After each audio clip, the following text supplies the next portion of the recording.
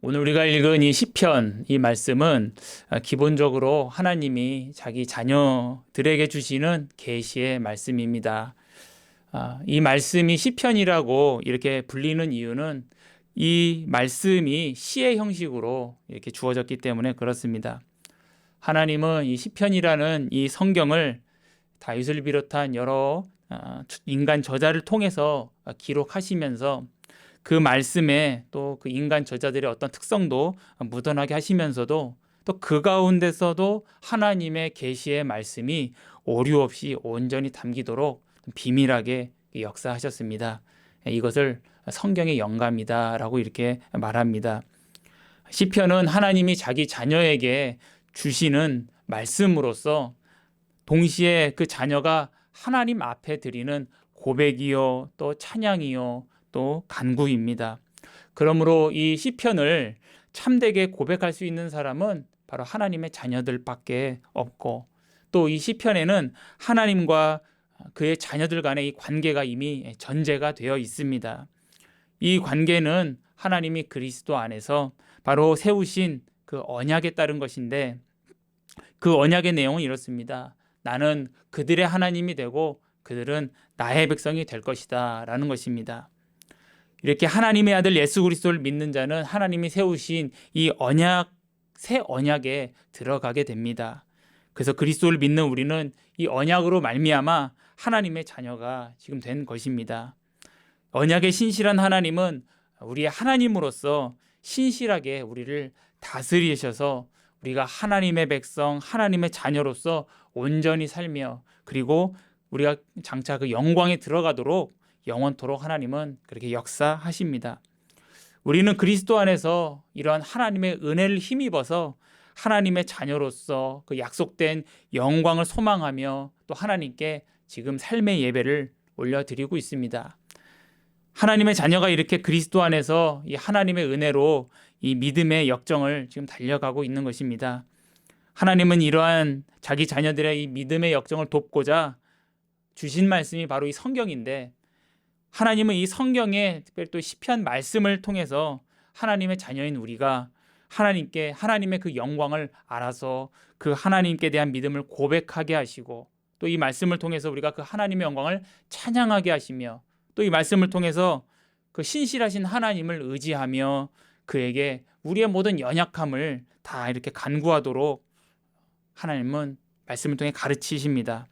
오늘 우리가 읽은 시편 1편은 이 전체 시편의 첫 번째 시이고, 그래서 많은 분들이 또 애송하기도 하는 그런 시편입니다.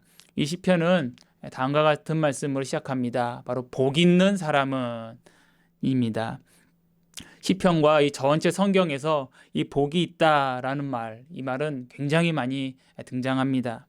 히브리어로는 에쉐르고 헬라어로는 마카리오스인데, 이 복은 무엇입니까? 이 복은 그 의미가 굉장히 좋다라는 것은 우리 다 느끼고 있습니다. 근데 이게 정확히 뭐냐라고 정의를 내리라고 하면 참 많이 숙고가 필요한 것 같습니다. 확실한 것은 하나님 자신이 복이라는 사실입니다. 디모데전서 1장 11절을 보면 복되신 하나님이라고 이렇게 말씀하고요. 또 같은 성경 6장 15절을 보면 하나님은 복되시고 라고 이렇게 말씀합니다. 그 다음 성경에서 이 복이 있다라는 것은 하나님께 속하게 되어서 그 하나님이 베푸시는 그 복을 누리는 것, 그걸 복이 있다라고 이렇게 우리가 이해해야 할 것입니다. 성경에서 뭐뭐하는 사람은 복이 있다 이렇게 말할 때 오해하지 말아야 될 것은 뭐뭐를 해서 그 하나님 보시기에 어떤 기준이나 조건에 부합하면 그때 비로소 사람이 복을 누린다라고 우리가 이해하면 안 된다는 것입니다. 복되시며 만복의 근원이신 하나님이 그리스도 안에서 우리의 하나님이시고, 또 우리는 그 하나님의 자녀이며, 또 하나님은 우리와 교통해 주시니 이미 그리스도 안에 있는 우리는 뭔가를 하기 이전에 이미 그 믿음으로 이미 복 있는 사람이 되었습니다. 신명기 33장 29절 보면 이렇게 말씀합니다. 이스라엘이여 너는 행복한 사람이로다. 여호와의 구원을 너같이 얻은 백성이 누구냐?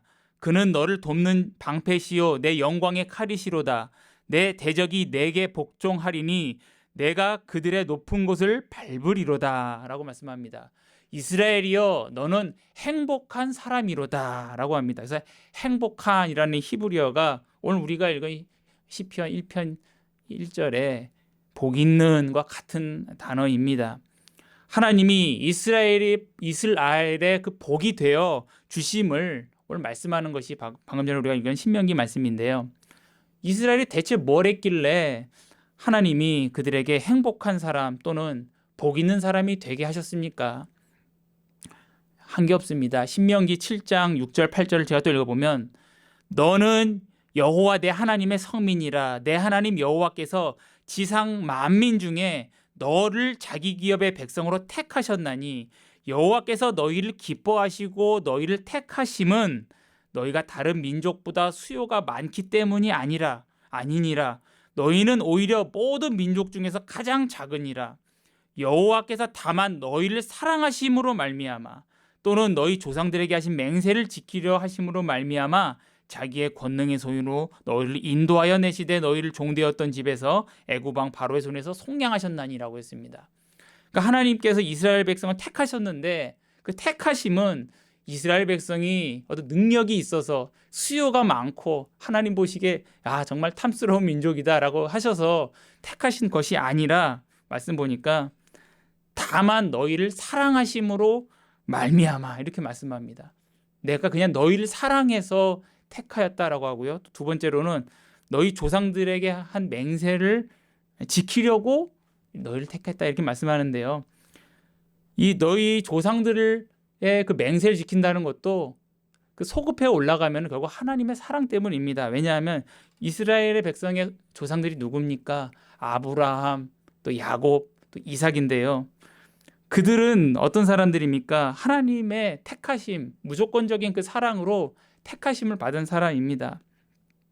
특별히 아브라함을 보면 여호수아 24장 2절 3절을 보면요. 이스라엘 하나님 여호와께서 이같이 말씀하시기를 옛적 너희 조상 곧 아브라함의 아버지 나홀의 아버지 데라가 강 저쪽에 거주하여 다른 신을 섬겼으나 내가 너희 조상 아브라함을 강 저쪽에서 이끌어내어 가나안 온 땅에 두루 행하게 하고 그 씨가 번성하게 하려고 그에게 이삭을 주었으며라고 말씀하는데요. 아브라함이 하나님 부르심을 받기 전에는 그의 아버지의 또 아버지인 그 데라가 강 저쪽 바로 오늘날로 말하면 이라크 땅인 그 갈대아 우르에서 다른 신을 섬겼다고 합니다.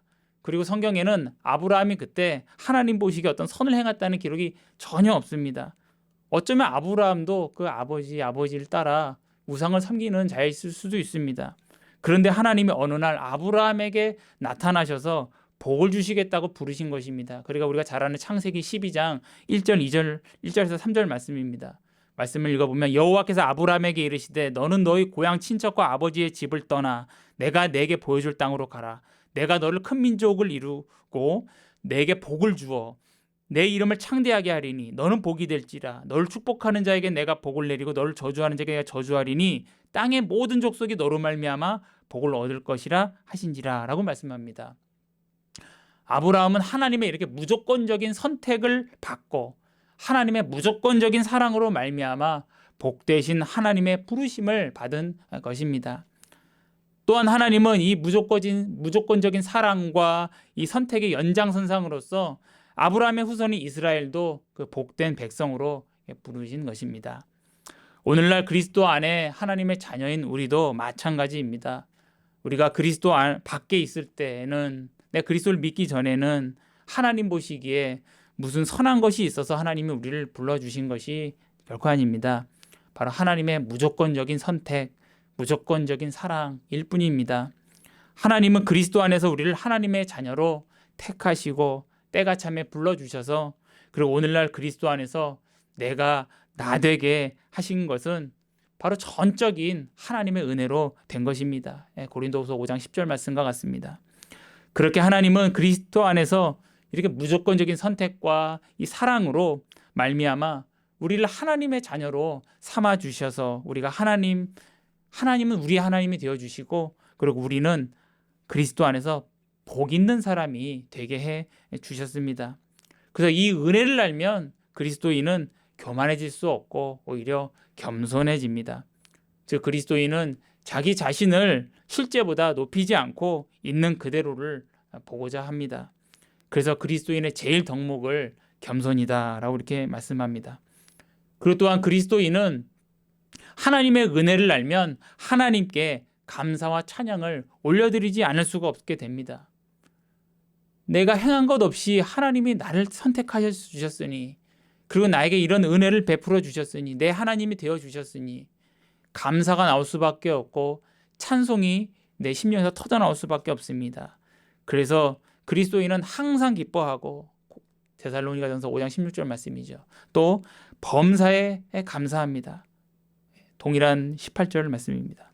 그래서 그리스도인은 그리스도 안에서 이미 복 있는 사람이 된 그 기쁨과 감사로서 하나님께 순종의 예배, 바로 그 삶의 예배를 드리게 되고, 이 예배는 또한 마땅한 것입니다. 하나님의 무조건적인 사랑과 또 이 선택을 알므로써 하나님을 기쁘고 하나님을 기뻐하고 또 그분께 이 감사를 드리는 것이 바로 그리스도인의 그 삶의 원동력이 됩니다. 그래서 느헤미야서 8장 10절을 보면 여호와를 기뻐하는 것이 너희의 힘이니라라고 말씀합니다. 그래서 우리가 그리스도 안에서 하나님 알기를 힘써야겠습니다. 또 그리스도 안에서 하나님을 아는 것은 우리의 믿음이 자라는 일이요, 또 곧 하나님과 우리의 기쁨과 또 그 감사가 증가되는 일이 됩니다. 또 세 번째로 오늘 시편 말씀을 우리가 앞에서 말한 그런 관점으로 읽어야 됨을 말씀 전하고자 합니다. 1절 말씀을 보면 악인의 꾀를 따르지 아니하며 죄인의 길에 서지 아니하면 그때 비로소 복 있는 사람이 된다라고 말씀하고 있지 않습니다. 오히려 우리는 그리스도 안에서 복 있는 사람이 되었으므로 그 은혜에 감사하며 또 그 은혜의 부르심에 합당하도록 악인의 꾀를 따르지 아니하며 죄인의 길에 서지 아니하고 또 오만한 자리에 앉지 아니하고 오직 여호와의 율법을 즐거워하여 그 율법을 주야로 묵상하게 된다고 이렇게 말씀하는 것입니다. 1, 2절을 보면 복 있는 사람이 피해야 될 것, 또 가까이 해야 될 것 분명히 구분지어서 말씀해 주는데요. 복 있는 사람은 악인의 꾀, 죄인의 길, 오만한 자의 자리를 피해야 됨을 말씀하고요. 오히려 복 있는 사람은 여호와의 율법을 즐거워해야 하고 그리고 그 율법을 주야로 묵상해야 된다 이렇게 말씀합니다.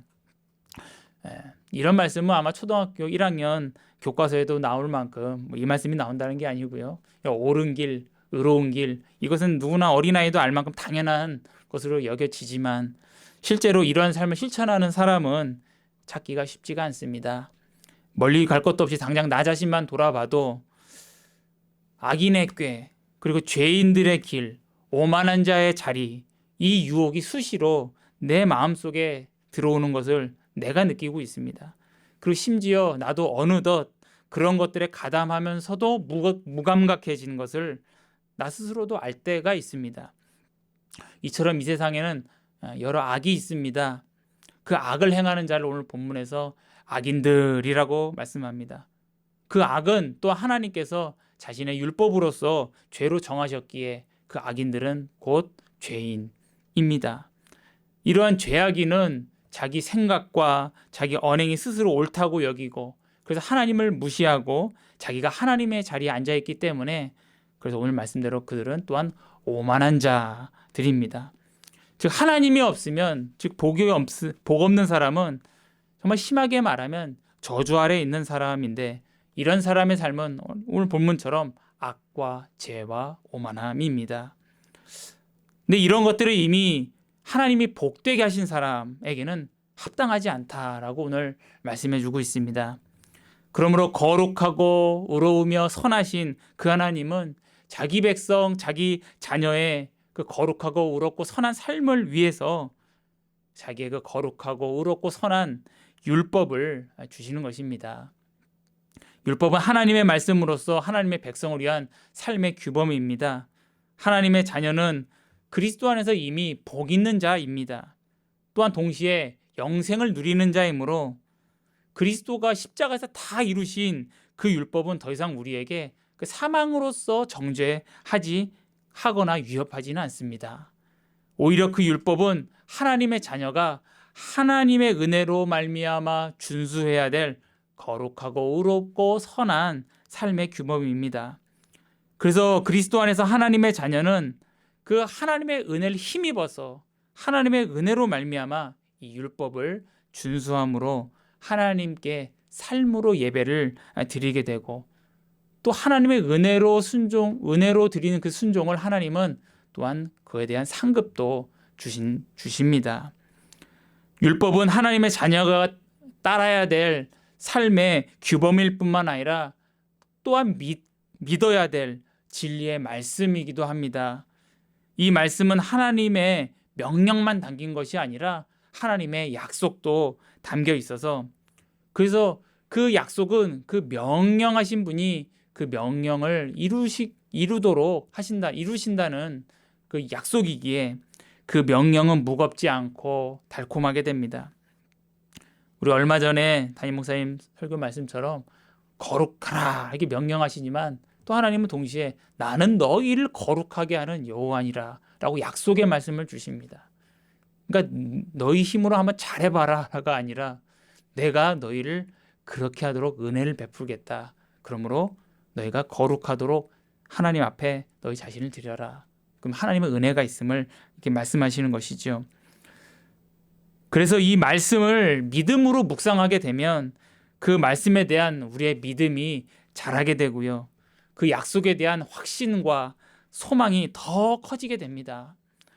그래서 우리 영혼의 생명은 이 믿음인데, 그 믿음은 들음에서 나며 그 들음은 그리스도의 말씀을 듣는 것이기에 영적인 우리의 건강을 위해서는, 바로 우리의 믿음을 위해서는 바로 율법을 주야로 묵상하는 것이, 바로 성경 말씀을 읽으며 묵상하는 것이, 바로 성경의 순수한 가르침을 우리가 듣는 것이, 즐겨 듣는 것이 매우 유익하다는 것을 우리가 알게 됩니다.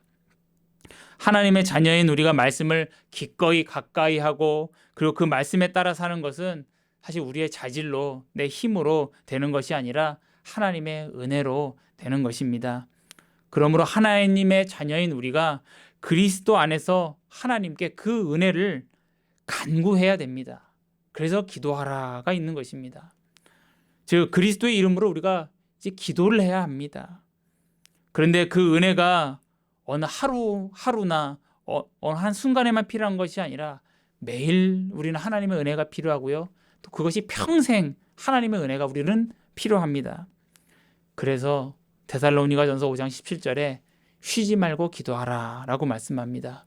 물론 이 말씀을 일상을 포기하고 하루 종일 기도하라는 의미가 아니라 그 매일의 기도 생활을 지속하라. 즉 하나님의 은혜는 우리에게 매일 필요하다라는 그런 말씀입니다. 3절에서 이미 그리스도 안에서 복 있는 사람이 하나님을 섬기기 위해 하나님의 말씀을 묵상하는 일의 유익을 말씀합니다. 이는 곧 하나님의 말씀을 묵상하는 우리에게 주어지는 하나님의 약속이기도 합니다. 그 3절을 제가 읽어보면요.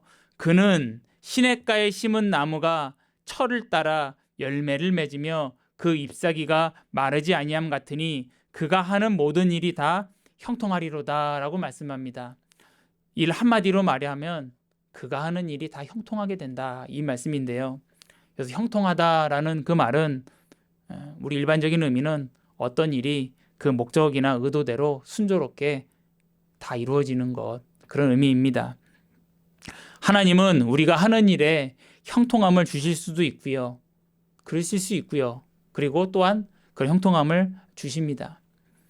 하나님은 우리의 영혼과 우리의 육체를 다 지으신 아버지로서 우리의 영혼만 돌보시는 것이 아니라 우리 육신도 돌보시는 아버지십니다. 그러나 오늘 말씀을 우리가 세속적 의미에서 만사형통으로 그런 관점에서 볼 것이 아니라 바로 우리의 정욕이나 탐심에 이끌려 이런 말씀의 의도를 우리가 본다면 그것은 벗어나는 것이고요.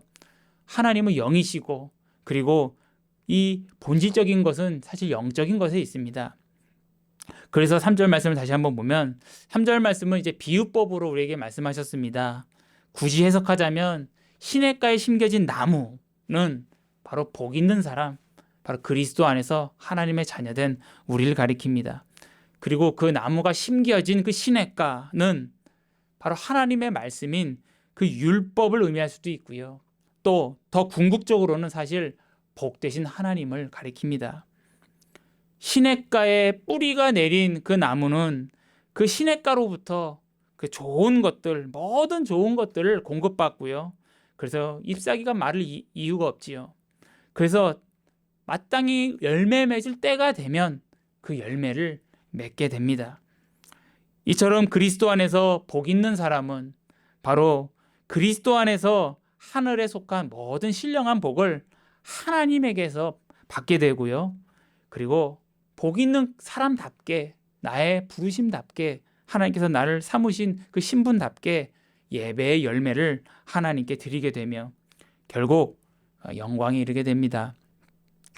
이러한 복을 받는 방편이 바로 오늘 성경에서 말하는 율법입니다. 즉 하나님의 말씀을 묵상하는 것이라고 오늘 알려주고 있습니다.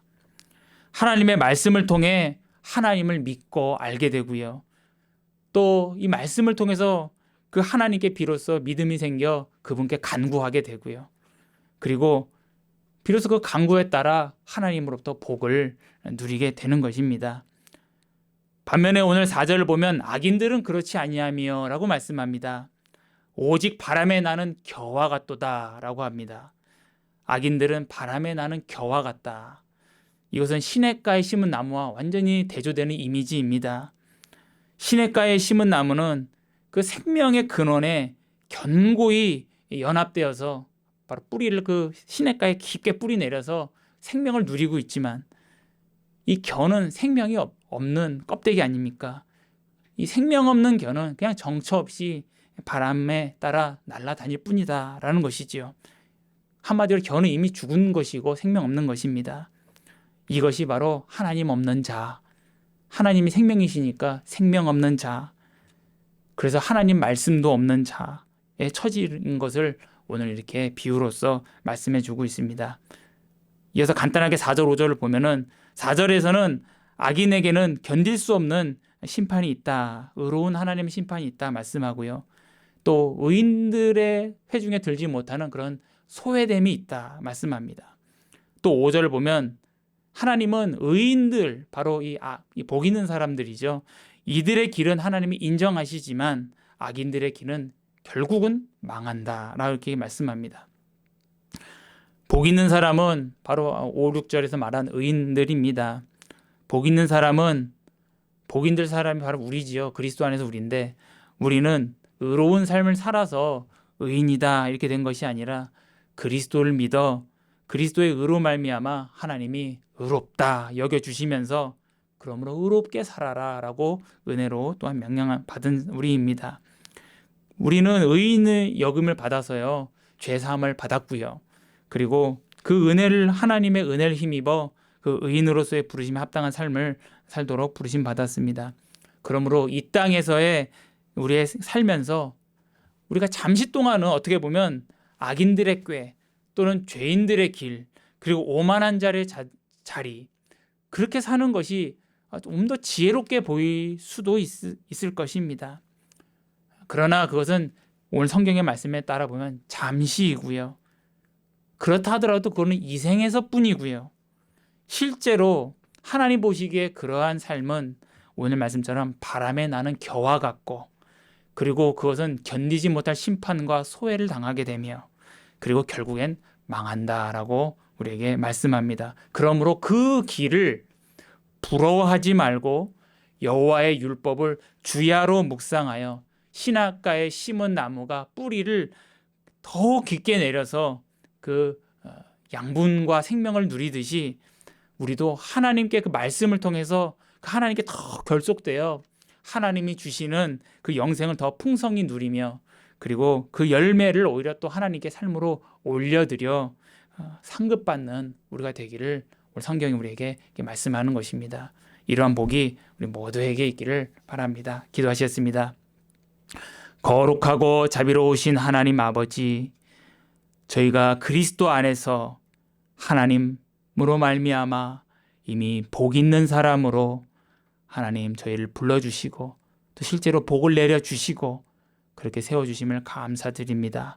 하늘에 속한 모든 신령한 복을 저희가 지금 누리고 있기에 지금 하나님을 아는 그 믿음을 가졌고 그 하나님을 지금 예배하고 있으며 또 그 하나님께 간구하며 하나님의 은혜를 또한 사모하여 이 자리에 나왔습니다.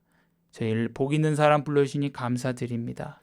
그러나 이 땅에 살며 저희들 간혹 악인들의 길, 오만한 자의 자리, 죄인들의 길을 하나님 간혹은 저희들이 부러워하며 흘겨볼 수 있으나 하나님 오늘 말씀대로 율법의 하나님의 말씀에 따라 그 생명에 더 결속되어 하나님께 더 결속되어 그 풍성한 삶을 누리며 온전한 열매 올려드리는 저희들 될 수 있도록 저희 믿음을 붙들어 주시며 그 믿음으로 더욱 주의 말씀 가운데 가까이 하나님께 가까이 나아가는 저희들 되게 하여 주시옵소서. 감사드리며 살아계신 예수님의 이름으로 기도 올리옵나이다. 아멘.